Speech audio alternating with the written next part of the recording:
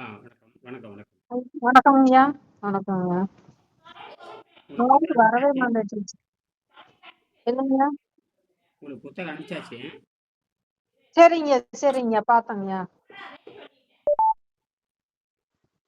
பேசுறது கேக்குதுங்களா? ம். கேக்குதுங்கய்யா. சரி. சரி. அது கொஞ்சம் அலைவரிசை சரியில்லை, அதை பார்த்தேன். ஆமா, எடுக்குது. ஆமாங்கய்யா. அது இன்ன ஆமா, வரைக்கும் அலைவரிசை நல்லா இருக்கணும். அதாவது இது வந்து 5G இருந்ததை எடுக்கணும், சாதாரண விஷயம் அல்லது. ஏன்னா ஒவ்வொன்றையும் கூர்ந்து சரிங்க. கவனிக்கணும். இது சாதாரண எடுக்க முடியாது. இது 5G நெட்வொர்க் இருந்தா தான் வேலை செய்யும். சாதாரண வேலை செய்யாது. இப்ப நான் 5G சரிங்க. நெட்வொர்க் போட்டிருக்கேன். வேற எங்க போனாலும் வேலை வேணும். வகுப்பு வந்து தெளிவா இருக்கணும். ஏன்னா இது சாதாரண விஷயம் இல்லை, மரணத்தையே கேள்வி கேட்கிற விஷயம். அதனால தான் யாருக்கும் அனுமதி கொடுக்கறது இல்லை. வசதி சரி, இருக்கிறவங்க சரிங்கய்யா. கூட கற்றுக்கொள்ள முடியாது. வசதி இருக்கிறவங்க கூட இது எதுவும் மருத்துவம் மாதிரி நினைச்சிட்டு போயிட முடியாது. அதனால நான் கடுமையான சரி, விதிகள், ஏன்னா நான் பார்த்துட்டேன் 25 வருஷம் யாரும் சரி, சொரிய அரைங்குறையமா செஞ்சிருக்காங்களே தவிர. சரிங்க. உங்க நான் பேசுறது உங்களுக்கு தெளிவா இருக்கா? தெளிவா இருக்குங்கய்யா. உங்க பக்கம் தான் கொஞ்சம் அலைவரிசை சரியில்லை. அது ஆமாங்க. என்ன வரைக்கும் 5 நிமிஷமா வரவே இல்லைங்கய்யா. அதாவது அதாவது 4G 5G, அதாவது நீங்க இப்ப பிஎஸ்என்எல்லா இருந்ததுன்னு வச்சுக்கோங்க, இன்னும் அவங்க 4G கொடுக்கல. சில நகரத்துல தான் 4G கொடுத்துருக்காங்க. கிராமத்து ஆ, பக்கம் ஆ. தாலுக்கா பக்கம் கொடுக்கல. ஏன்னா தனியார் இப்போதைக்கு தனியார் ஏதாவது ஏர்டெல் மாதிரி ஏதாவது போட்டா கொஞ்சம் நல்லா எடுக்கும். ஏர்டெல் போட்டிங்கன்னா எடுக்கும். ஆ. ஏர்டெல் அந்த ஜியோ ஜியோ ஜியோ இருந்தாலும் ஜியோவும் நல்ல எடுக்கிறதுக்கு வாய்ப்பு இருக்கு. இருக்கிறேங்கய்யா. ஆமா. அதுதான் எங்க பக்கத்துல டவர் இருக்குன்ட்டு அர்த்தம் போட்டிருக்கிறேங்க. அதுவுமே விட்டு விட்டு தான் எடுக்குது. ஆமாங்கய்யா. ஒவ்வொரு நாளைக்கு அதுமே டவர் கிடைக்க மாட்டேங்குதுங்கய்யா. ம். அப்போ 5G அல்லது வீட்டுக்கே போட்டுக்குங்க. நீங்க தொலைக்காட்சி இருந்ததுன்னு வச்சுங்க, வீட்டுல தொலைக்காட்சி பார்க்குற பழக்கம் சரி, இருந்ததுன்னா அந்த சரிங்க. பிஎஸ்என்லே வீட்டுக்கே கனெக்ஷன் கொடுத்துருவாங்க. அது போட்டீங்கன்னா நல்லா எடுக்கும். அது மாசம் ஓ! 500 சரி, ரூபா, சரி, சரி. மாசத்துக்கு 500 ரூபா தான் வரும். மாசத்துக்கு 500 ரூபா தான் வரும். ம். ஓ! அது சரி, சரி, அது சரிங்க. வீட்டுக்குள்ள மட்டும்தான் எடுக்கும், வெளியே போனா எடுக்காது. வீட்டுக்குள்ள 10 ஃபோன் கூட வேலை செய்யும். ஓ! சரி, சரிங்க. அது உங்களுக்கு அது வந்து தொடர்ந்து வகுப்பு சாதாரண விஷயம் இல்லை. இது வந்து மரணத்தையே கேள்வி கேட்கிற சமாச்சாரம். ஏன்னா பசிதாகத்தை கட்டுப்படுத்துறதுக்கான பயிற்சி உலகத்துல கிடையாது. கிடையாது. கண்டிப்பாங்கய்யா. அதனாலதான் இவ்வளவு விஷயமா பேச வேண்டியது. பானே, இயால் இயால் இயாலே பானே, ஒரு நிமிஷம் அவனை கூட்டிட்டு போதா, ஒரு நிமிஷம். ம். அது சரி.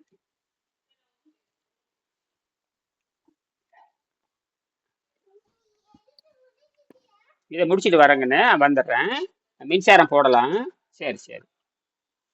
பார்த்தீங்கன்னா இது வந்து பார்த்தீங்கன்னா ஒரு 9ஆம் பாடத்துல மருத்துவர், அதாவது பல்துறை சார்ந்த மருத்துவம், அதாவது உலகத்தில் இப்ப பார்த்தீங்கன்னா எல்லா மருத்துவ கருத்துகளையும் வைத்துக்கொண்டு அந்த நோயாளியை எப்படி காப்பாற்றுவது அப்படிங்கிறதுக்கான பயிற்சி உலகம்ல அப்ப சிந்திக்க ஆரம்பிச்சிட்டாங்கன்னா, அலோபதி மருந்தினால் எந்த நோயை குணமாக்க முடியாது அப்படின்னு தெரிஞ்சுக்கிட்டாங்க. அதனால மேலை நாட்டுல என்ன பண்றாங்க கேட்டீங்கன்னா, மேலை நாடு இந்த மாதிரி ஐரோப்பிய நாடுகள், முன்னேறிய நாடுகள் என்ன பண்ணான்னு கேட்டீங்கன்னா, பல தத்துவத்தை உள்வாங்கிய மருத்துவத்தை கொடுக்கலான்னு முடிவு பண்ணிருக்காங்க. அதுக்கு வந்து பாத்தீங்கன்னா ஒருங்கிணைந்த மருத்துவம்னு பேரு. எல்லா தத்துவத்தையும் சொல்லி கொடுத்து எப்படியாவது அந்த நோயாளியை காப்பாற்ற வேண்டும் அப்படின்னு. அதுக்கு பிறகு இன்டகிரேஷன் மெடிக்கல் ட்ரீட்மெண்ட் சொல்லுவாங்க. அதாவது அதில் வந்து ஆயுர்வேதம் இருக்கும், அக்குப்பஞ்சு இருக்கும், அலோபதி இருக்கும், எல்லாம் இருக்கும், இயற்கை மருத்துவம்லாம் இருக்கும். அந்த மாதிரி மருத்துவத்துறை சார்ந்த மருத்துவர்கள் என்ன சொல்றாங்க கேட்டீங்கன்னா, மனதை வைத்துக்கொண்டு எப்படி குணமாக்குவது. மனம் மனம் மனம் எப்படி மனம்ங்கிறது யோகத்தோடு தொடர்புடையது. அது உயிரோடு தொடர்புடையது, உடலோடு தொடர்புடையது, ஆத்மான்னு சொல்லக்கூடிய அதோடு தொடர்புடையது.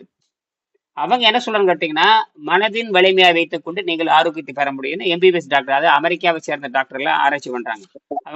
அவங்கள வந்து அடிப்படை ஆராய்ச்சி பண்றவங்க. இந்த மாதிரி இந்தியாவில் இருக்கிற சாதாரண மருத்துவர்கள் மாதிரி இல்லாம மேல்நாட்டு மருத்துவர்கள் வந்து ஆராய்ச்சியாளர்கள். அவங்க வந்து ஆமாம், மனதை வைத்துக்கொண்டு யோக முறையில் எப்படி குணமாக்குவது அப்படின்னு சொல்றாங்க.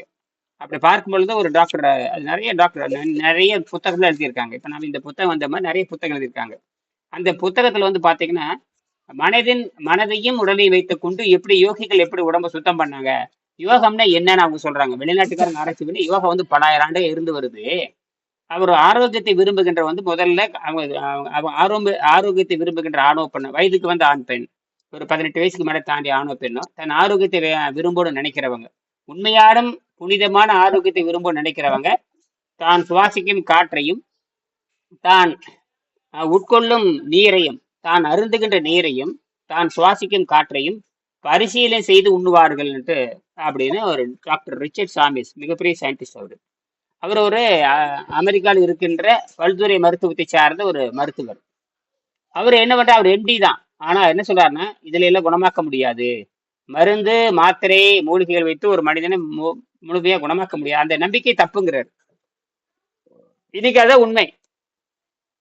நீங்க உங்களுக்கு ஏதாவது நோயின்னு வந்துட்டா அந்த நோயை குணமாக்கவாது, அதாவது ஒரு நாள் 2 நாள் குணமாக்குற மாதிரி இருக்குமே தவிர மீண்டும் அந்த நோய் என்ன ஆயிட்டே இருக்கும், வந்துட்டே இருக்குங்க. அதனால மருத்துவம் தோல்வி அடைஞ்சிருச்சு. மருந்து தோல்வி அடைஞ்சிருச்சு, ஆனால் இயற்கை தோல்வி அடையாது, மருந்து தோல்வி அடைஞ்சிருச்சு. அதனாலதான் வெவ்வேறு ட்ரீட்மெண்ட் கண்டுபிடிச்சிட்டே போறாங்க. இது இல்லையா, அது இல்ல, இது அதை போடு, இதை போடு, ரத்தத்தை மாத்து, இதயத்தை மாத்து, கணைத்தை மாத்து, கல்யாணத்தை மாத்து, முடியல கழட்டி மாட்டு, கடைசியில நோய் குணமாக்கவே முடியாது, போய் கடைசியில செயற்கையாக மரணம் அடைகிறான். அப்ப நாம இது இயற்கையான மரணம்னு ஒண்ணு இருக்கு, அதுதான் சமாதின்னு சொல்லுவாங்க, அட்டாங்க யோகம்னு சொல்லுவாங்க. நம்ம நாட்டுல அந்த யோகம் பண்றதுக்கு பஞ்சமே இல்லை, எங்க காத்தால அந்த யோகம் பண்றோம், இந்த யோகம். ஆனால் அந்த யோக மன்றத்துல என்ன சொல்லி தரணுமோ அவங்க சொல்லி தர்றது இல்லை.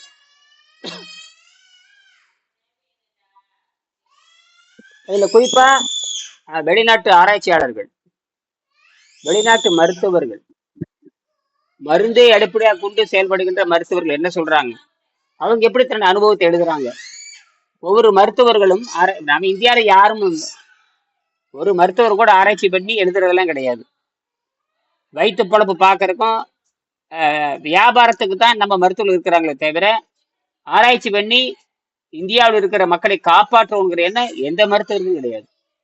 மருந்து தின்னு மாத்திரை தின்னு சாகு, இப்படித்தான் சொல்றான். ஆனால் வெளிநாட்டு மருத்துவர்கள் என்ன சொல்றான்னு கேட்டீங்கன்னா, மனிதனை எப்படியாவது காப்பாற்ற வேண்டும், உயிரை காப்பாற்றணும், உயிரை தக்க வைக்கணும்.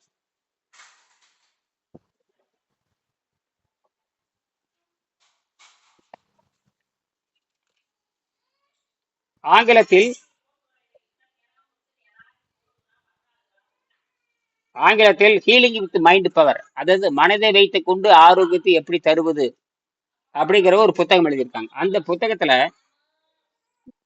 ஒரு 2 மருத்துவர்கள், எம்எஸ் படித்த ஒரு டாக்டர், எம்எஸ் அறுவை சிகிச்சை பண்ணக்கூடிய ஒரு டாக்டர், இந்த புத்தகத்துல இருக்கு, உங்களுக்கு அனுப்புறப்ப அதெல்லாம் உங்களுக்கு தெரியும். அவங்க என்ன சொல்றான்னு கேட்டீங்கன்னா ஆரோக்கியத்தை விரும்புகின்ற ஒரு ஆணோ அல்லது பெண்ணோ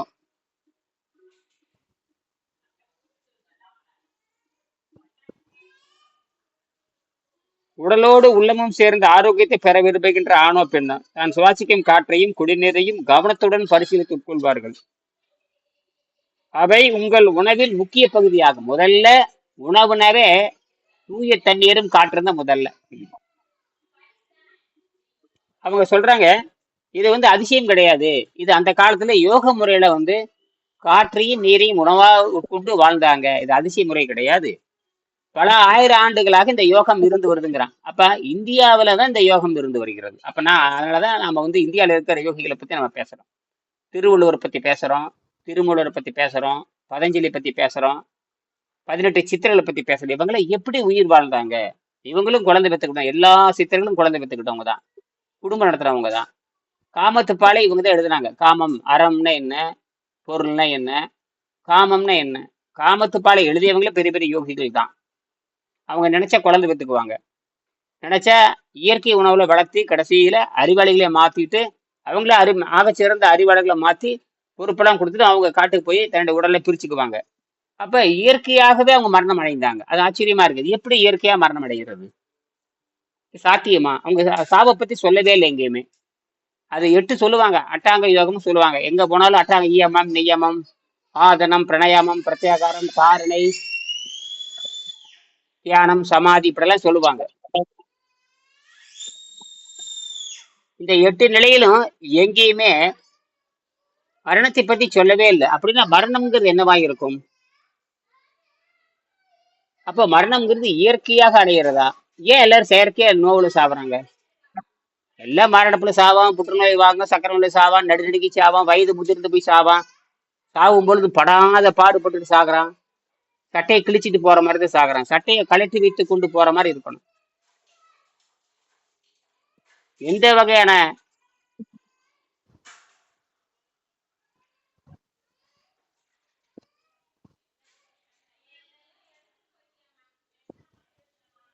யோகம் பல ஆயிரம் ஆண்டுகளாக இருந்து வருகிறது. யோகம் பல ஆயிரம் ஆண்டுகளாக இருந்து வருவது ஆச்சரியம் அல்ல. இது மனதுக்கும் உடலுக்குமான முழுமையான பயிற்சியாகும்.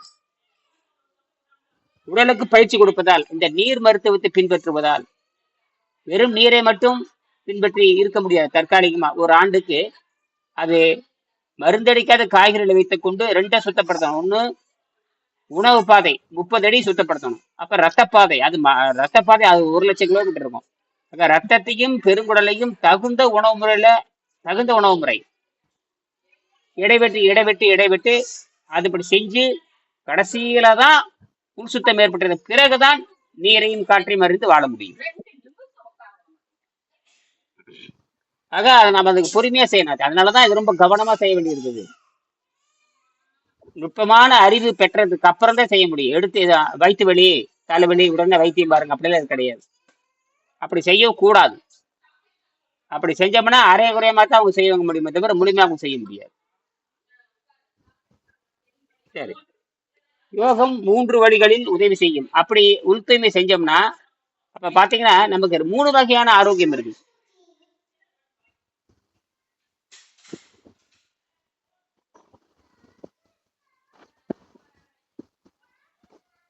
நமக்கு 3 வகையான ஆரோக்கியம் இருக்குது. உடல் சார்ந்த ஆரோக்கியம், உள்ளம் சார்ந்த ஆரோக்கியம், மனம் சார்ந்த ஆரோக்கியம். இந்த 3 வகையான ஆரோக்கியம் எங்கிருந்து பெறுவது? உடல் பரிபூரணமா உடல் பரிபூரணமான ஆரோக்கியத்தை பெறணும். மனம் பரிபூரணமான ஆரோக்கியத்தை பெறணும். ஆன்மான்னு சொல்லக்கூடிய அந்த வெட்டவெளி அது பரிபூரணமா ஆரோக்கியத்தை பெறணும். இதுக்கு பேரு மொத்த ஆரோக்கியம் சொல்லுவாங்க. வெறுமனே உடல் சம்பந்தமான ஆரோக்கியம் கிடையாது. இப்ப இருக்கிற மருந்துகள் மூலிகைகள் எல்லாமே டானிக் இதை சொல்றீங்க, இதெல்லாமே உடலையும் காப்பாத்தாது, மனதுக்கும் திருப்தி உண்டாகாது, உள்ள இருக்க உயிரும் திருப்தி அடையாது. இல்ல உங்களுக்கு நல்ல முத்து சரியா அலைவரிசை சரியா இல்லை. பரவாயில்ல, கேக்குதுங்க, எனக்கு நல்லா கேக்குதுங்க. நீ சொல்றது நல்லா கேக்குதுங்க. சரி உங்களுக்கு கேட்டா சரி, ரைட். ஆனா நீங்க உங்களுக்கு கணக்கு பரவாயில்ல.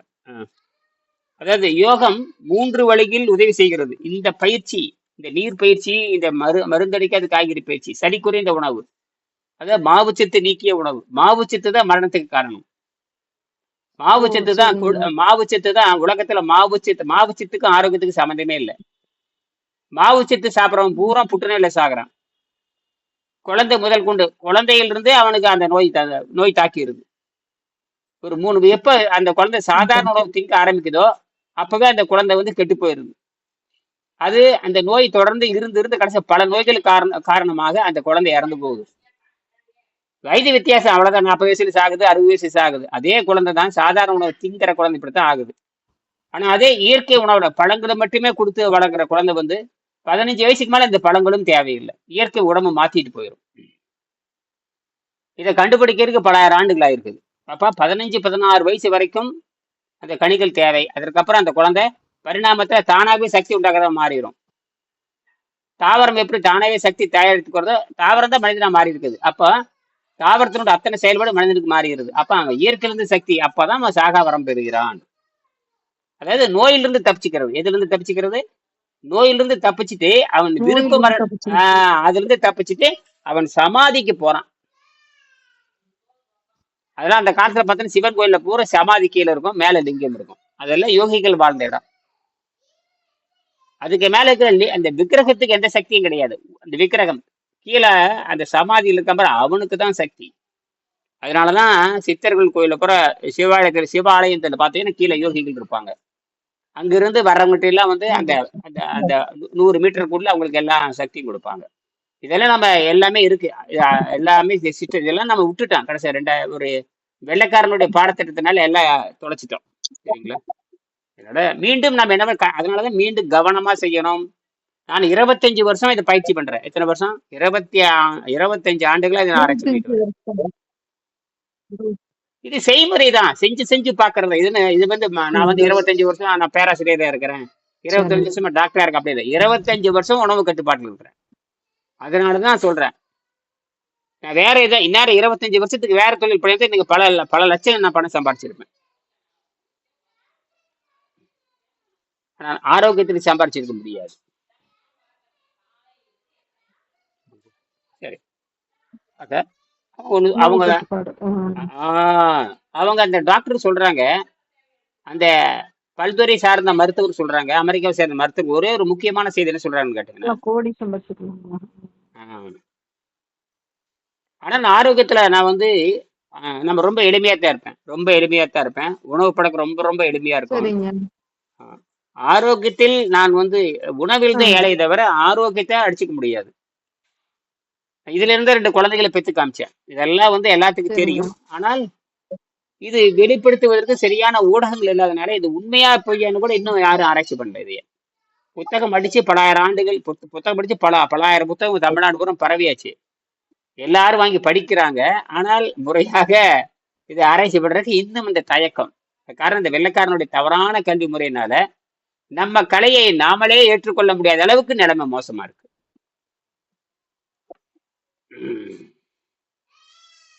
இப்பதான் யோக மன்றங்களுக்கு எல்லாமே தெரியும். இந்த யோக மன்றங்களுக்கு எப்படி உணவு இல்லாம இருப்பது, எப்படி உணவு உண்டு வாழ்றீங்க, இல்லாம இல்லாமல் வாழ்றதா இருந்து உடம்பு எப்படி இயங்கும், அதுக்கு சக்தி எங்கிருந்து வருது, இதுதான் யாரும் ஆராய்ச்சி பண்ணல. நல்ல வேளை ஜெர்மனி டாக்டர் ஆராய்ச்சி பண்ணாரு. அவர் எழுதிய நூல் தான் இது. இதுல எழுதிட்டாரு, உடம்பு வந்து ஒரு நடமாடும் தாவரம், நன்கு சுத்தமான பிறகு இந்த உடம்பானது உணவை கேட்பதில்லை அப்படிங்கிற. இதை சொல்லி முடிச்சுக்கிறேன். அதுல பாத்தீங்கன்னா, மருந்துகள், மாத்திரைகள், மூலிகைகள் இவற்றை முழுக்க நம்பியிருப்பது தவறு. மருந்துகள், மூலிகைகள், மாத்திரைகள் முழுக்க நம்பியிருப்பது தவறு. அந்த நம்பிக்கை நோயின் அறிகுறிகளை அழித்து வைத்து நோயை அதிகமாக்குவதில் ஈடுபடுகின்றன அப்படின்னு மருத்துவர்கள் சொல்றாங்க. அவங்க சொல்றது உண்மைதான். நீங்க சக்கரநோய்க்கு மருந்து சாப்பிட்டீங்கன்னா புற்றுநோய் வரும், புற்றுநோய்க்கு மருந்து சாப்பிட்டா இதய நோய் வரும், இதய நோய்க்கு மருந்து சாப்பிட்டீங்கன்னா கை கால் வலி வரும். இப்படி நோய்கள் அதிகமாயிட்டே போகுமே தவிர ஒரு நாளும் நோய் குணமாக்க முடியாது. அப்படி பார்த்தா ஜெயலலிதாவுக்கு நோய் குணமாக்கி இருக்கணும். பெரிய பெரிய அரசியல்வாதி 100 கோடி 1000 கோடி 1 லட்சம் கோடி திருடி வச்சிருக்காங்க. ஏன் அவங்களை குணமாக்க முடியல? ஒரு டாக்டருக்கு போறதுக்கு நமக்கு 10 லட்சம் செலவு. அவங்க 100 டாக்டர்கள் வைத்துக் கொண்டு வைத்தியம் பார்க்க முடியும். அவங்க அவ்வளவு கோடிக்கணக்கில் பணம் வச்சிருந்தாங்க. 100 மருத்துவர்களே அவங்களால வேலை வாங்க முடியும். ஒரு மருத்துவ கல்லூரி டாக்டர்களே அவங்களுக்கு வேலை செய்ய முடியும். அந்த அளவுக்கு பவர் இருந்து கூட, ஆனால் அவர்கள் நோய்களை குணமாக்க முடியாது. அதான உண்மை. ஆக நாமளே சாதாரண மக்கள், அதனால இதை புரிஞ்சுக்கணும். அப்ப மாத்திரைகள், மருந்துகள், மூலிகை வைத்தியங்கள் ஆகியவற்றை முழுக்க நம்பி இருப்பது தவறு. அந்த நம்பிக்கையும் பழக்கமும் நோயின் அறிகுறிகளை மறைத்து வைத்து, அந்த நம்பிக்கை மாத்திரை சாப்பிட்டா நல்லா போகும், மூலிகை சாப்பிட்டா நல்லா போகும் அப்படிங்கிற நம்பிக்கை ஒரு நாளும் ஆரோக்கியத்தை தராதுன்னு சொல்லியிருக்காங்க. அதனால மீண்டும் நாம் 4:30 மணிக்கு நம்ம சந்திப்போம். நன்றி, வணக்கம்.